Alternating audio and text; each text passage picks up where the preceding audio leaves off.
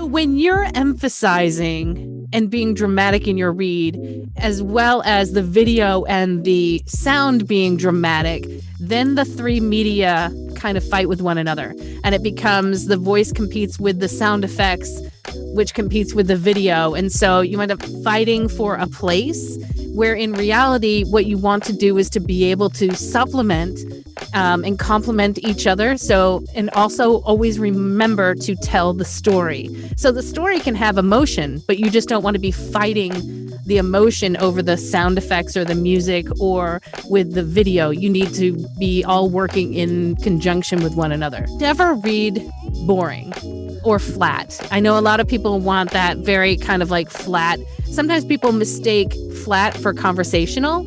And in reality, you always want to have your eye on telling, or your ear telling the story of the copy or finding the story. Sometimes the story is not present in the copy. And so you want to be able to find the story, find the backbone, find the peaks and the valleys, and bring me along as the listener on the journey.